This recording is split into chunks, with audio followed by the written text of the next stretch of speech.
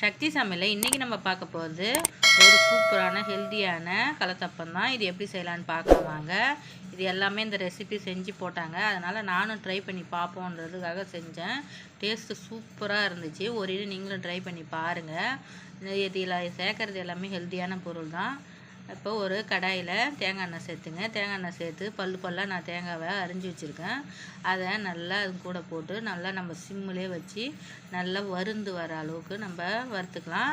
இப்போ பாருங்கள், அந்த வாசனை வந்து அவ்வளோ ஒரு சூப்பராக இருந்துச்சுங்க. அந்த தேங்காய் எண்ணெய் கூட தேங்காய் போட்டு வதக்கும் போது அது வதங்கிட்டு இருக்கட்டும் ஒரு பக்கமாக.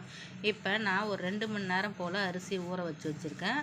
அதுவும் கூடவே நம்ம 4 ஏலக்காய், உப்பு கொஞ்சமாக உப்பு சேர்த்துங்க. வடித்த சாதம் நம்ம இது கூட சேர்த்துக்க போகிறோம். சேர்த்துட்டு இப்போ இது கூடவே பல்லாக தேங்காய் வந்து அரிஞ்சு இது கூட சேர்த்துக்க போகிறோம். இப்போ நான் கொஞ்சமாக ஜீரகம் வந்து ஊற வச்சுருக்கேன். அதை வந்து தண்ணியோடு இதுக்கு சேர்த்துக்குங்க. சேர்த்துட்டு நம்ம மிக்சி ஜாரில் நம்ம நல்லா குறப்பான பதத்தில் நம்ம அரைச்சி எடுத்துக்கலாம். பாருங்கள், இந்த பக்குவத்தில் இருக்கணும். ரொம்ப நைஸாகவும் இருக்கக்கூடாது, ரொம்ப குறன்னு இருக்கக்கூடாது, மீடியமான இதில் இருக்கணும். இப்போ ஒரு பாத்திரத்தில் நம்ம ஊற்றிக்கலாம். இப்போ ஊற்றிட்டு இது கொஞ்சம் கெட்டியான பாத்திரத்தில் இருக்குது. இப்போ இது கூட நம்ம வெள்ளை தண்ணி நம்ம சேர்க்க போகிறோம். இப்போ நான் வெள்ளத்தை நல்லா சூடு பண்ணி கரைச்சி வச்சுருக்கேன். அதை கொஞ்சம் கொஞ்சமாக சேர்த்து நம்ம இந்த மாவில் நல்லா கலந்து விட்டுக்கலாம். இப்போ ஒரு பக்கமாக தேங்காயும் ரெடி ஆகிடுச்சு. இப்போ இந்த ஸ்டேஜில் நம்ம எடுத்து வச்சுக்கலாம் ஒரு தட்டில். பாருங்கள், அதே மாதிரி எல்லாத்தையும் நம்ம எடுத்து வச்சுக்கலாம். இப்போ இந்த ஸ்டேஜில் நம்ம அந்த வெள்ளைப்பாகை ஊற்றினோடனே இந்த அளவுக்கு தண்ணியாகவும் இருக்கும், ரொம்ப கட்டியாகவும் இல்லாத ரொம்ப தண்ணியாகவும் இல்லாத மீடியமாக இருக்கிற மாதிரி தோசை மாவு பக்குவத்தில் நீங்கள் வச்சிங்க. இப்போ நம்ம தேங்காய் வறுத்து எடுத்தோம் இல்லையா, அதே கடாயில் நம்ம நல்லா சிம்மில் வச்சுட்டு இந்த மாவை ஊற்றி ஒரு தட்டு போட்டு மூடி வேண்டிதான். சூப்பரான டேஸ்ட்டில் இருந்தது. ஒரு இடம் நீங்கள் ட்ரை பண்ணி பாருங்கள். இப்போ ஊற்றிட்டு அது மேலே நம்ம வறுத்தும் வச்சோம் இல்லையா, அந்த தேங்காவை ஒரு 5-6 பீஸ் போட்டு அப்படியே நம்ம மூடி வச்சிடலாம். ஒரு 5 நிமிஷம் போல் அப்படியே கைவிட வேகட்டும். அது எதுவும் டிஸ்டர்ப் பண்ண தேவையில்ல. இப்போ நம்ம எடுத்து பார்த்தா பாருங்கள், சூப்பராக வெந்து வந்திருக்கு. இப்போ நான் வெள்ளை கலரில் வெல்லம் போட்டதுனால கொஞ்சம் வெள்ளையாக தெரியுது.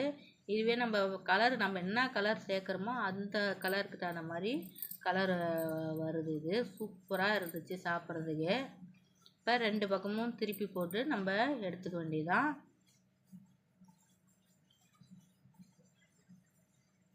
இப்போ இதை வந்து நம்ம இப்படி செய்யாத குக்கர்லேயும் நம்ம வச்சுக்கலாம். இதுனா சின்ன சின்னதாக நம்ம ஊற்றி நம்ம எடுத்துக்கலாம். குக்கருன்னும்போது ஒரே இதுவாக ஊற்றி நம்ம கேக் மாதிரி எடுத்துக்கலாம். அதுவும் சூப்பராக இருக்கும். நான் இந்த மாதிரி தான் ட்ரை பண்ணியிருக்கேன். இந்த மாதிரி நீங்களும் ட்ரை பண்ணி பாருங்கள். இப்போ இருக்கிற மாவை நம்ம வானலில் கொஞ்சம் கொஞ்சமாக சேர்த்து தேங்காய் எண்ணெய் சேர்த்து நம்ம இந்த மாதிரி ஊற்றி எடுத்துக்கலாம்.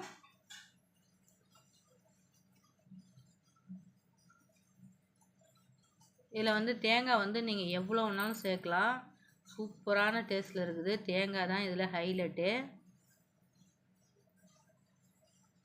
அது தேங்காய் எண்ணெயில் செய்யறதுனால வாசனையும் செம்மையாக இருக்குது.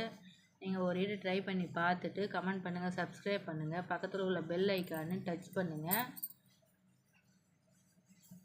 அவ்வளோதான், சூப்பராக ரெடி ஆகிடுச்சு. இங்கே பாருங்கள், அப்படியே பொலன்னு அது டேஸ்ட்டும் சூப்பராக இருந்துச்சு, பார்க்குறதுக்கும் சூப்பராக இருந்துச்சு. நீங்கள் ஒரு இது ட்ரை பண்ணி பார்த்துட்டு கமெண்ட் பண்ணுங்கள், சப்ஸ்கிரைப் பண்ணுங்கள், பக்கத்தில் உள்ள பெல் ஐக்கானை டச் பண்ணுங்கள். பாருங்கள், சூப்பராக ரெடி ஆகிடுச்சு கலத்தப்பம். நீங்கள் ஒரு இது ட்ரை பண்ணி பார்த்துட்டு கமெண்ட் பண்ணுங்கள். வாங்க சாப்பிட்லாம். நன்றி.